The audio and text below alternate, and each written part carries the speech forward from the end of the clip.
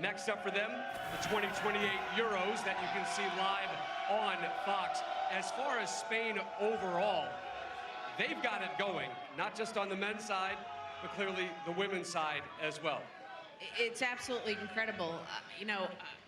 I don't know if there's another nation, I surely haven't seen one, maybe Japan comes close, that has had an identity and a philosophy from the ground up and winning at the youth level. The identity, the philosophy, the mentality. The star isn't one particular player or two particular players, it's the entire team. I've seen it on the women's side. We've seen, them emerge into this powerhouse of a team. But Peter, I don't know if there's another nation that can replicate what they have done. I think what you're saying, we actually saw living proof of that in this game today. So for 4 hours before the game, we talked about Messi and Lamine Yamal. But today, of course, the whole team has won. You cannot win this kind of game if you don't have a very good goalkeeper who plays into the way the team plays, that you don't have a fantastic back four that not only defends when they need to, but support those players. And I want to talk about two players that we very, very rarely talk about. Pedro Porro on the right back, and then Cucurella on the left hand. They're up and down all the time. Porro scored 2 goals, a very important goal against France in the semi. I mean, these players, we never talk about them. They are heroes today. They are world champions. All tournament long, though, too. Sorry? They've been that all tournament long. All the way throughout, and to play 8 games and only concede 1 goal, that's just incredible. I will say, though, that the coach today, his substitutions were very, very brave. He took big players off very early in the game, changed the game. And yes, he utilized that fantastic squad he's got, but to take someone like Rodri off, for instance, that's the best player of the tournament. The best player of the tournament, to see that this is needed in this moment in time. He put Subimendi on, and it worked. I mean, that's a sign of a... To that point, should have Scaloni taken Messi off at some point today? Oh, come on, Rob, you can't ask me that, please. Come on, I want to hear your answer. These guys here behind us, they've supported a team that lost today, but these guys here, they are one of the winners for me in this tournament. And I want to say that while they're still out there in numbers, because they have been absolutely fantastic. Today was my 6th game, Argentina game, and every time, and we've been there together, every time we have been entertained by them. And in most of those games, we've been entertained by Messi as well, just not today. Most of those games. So what did you make of Messi's performance today? Look, I don't think it was any different than what he's been doing throughout this tournament. We've seen him kind of, pick and choose his moments, save his energy, wait till the opponents get a little bit tired and start to drift out wide. But in the last and final game, I would have liked to have seen a bit more running from him in those, even the last 10, 15 minutes.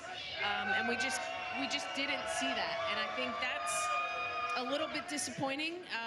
Can he do it? I'm not sure. Does he want to do it? I'm not sure. I think he can do it when they are 11 players on the pitch. When they went down to 10 men, then it just made it so much harder.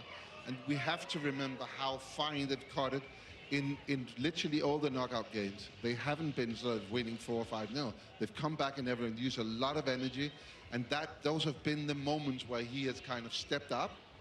But down to 10 men, that made it. It was frustrating to watch as a fan, as a member of the media. He seemed to be almost in a haze for a majority of this game. The right team won in the end. Spain, your 2-time World Cup champs, as we take you back inside and revisit with Rebecca. Rob, thank you so much. Jules Breach, Javier Hernandez and Landon Donovan, the pitch side here at New York, New Jersey Stadium, and they've been joined by Rodri. Well, the player of the tournament, Rodri, joins us now. Rodri, congratulations. After everything you have been through, coming back from such a tough injury to win the player of this tournament, and you're now a World Cup winner. What does this mean to you? We're a bit shocked right now, even myself.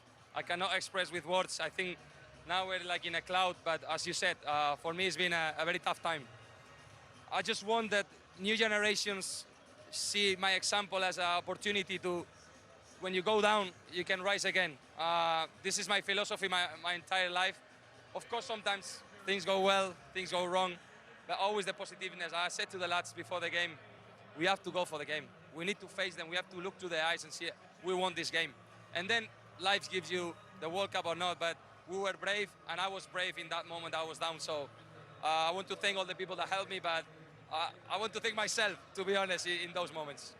Yeah, congratulations, Rodri. I'm going to change my question because I was going to ask about the composure of this team, because you seem, guys, that you came to this World Cup to win it, and you were sure. But I'm going to ask you is what you did in the whole tournament as a group to maintain this consistency since day one, because you didn't start pretty well in the first game. I think, I said it before, I think the gap of improvement from the Euros, it was the way this team is mature. It's built on the game, it's built on every single day. We faced very different opponents, of course, lots of European opponents, but different moments, different type of games, and we managed to play all of them. So I think we grow in this sense, and this talks about a generation that is making history for our country, as you can see, but also in the way we did it. Landon, how good was he? And just really quickly, you said you went through hard times. Everybody needs people to help them, and you have your family here. We've been here all day. What does it mean to be in front of them here and celebrate?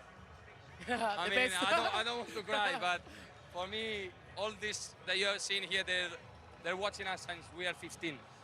So now they're a bit more, but they will following us with Luis de la Fuente, was under 19 coach. So many adventures living in all this time, and now we're champions of the world, so it's for them. Enhorabuena. Go and enjoy it, Rodri. Thank you very much. Enhorabuena. Congratulations. Absolutely amazing to hear from the player of the tournament, guys. I mean, and so humble, and he's had such an incredible journey, as he spoke of, coming back from an injury just a couple of seasons ago. Last year in the Premier League, didn't see many minutes from him when we did. He was struggling at times. To see him play this well at this World Cup, that is testament to that man there, isn't it? Incredible moment for everybody watching, kids watching at home, about resiliency and coming back. It was so difficult for him, and it was hard for us to watch. He was a top player in the world, and he went through this struggle. There's not a better midfielder in the world, and I think if you're making an all-time best 11, he's got to be in consideration. He's won everything. He just won the Golden Ball at the World Cup. Yeah, definitely. It's a very aspirational story, you know, and the way that he portrays himself right now, you know, very shocked. Even though they look for it, they find it, and they got it, he looks very shocked because he knows how difficult it is to be here and win the World Cup. Yeah, player of the tournament, but that Spain team, the world champions, they have done this as a collective unit. These celebrations pitch side are absolutely brilliant to be taking in. Thank you, Jules. And guys, brilliant to hear from Rodri after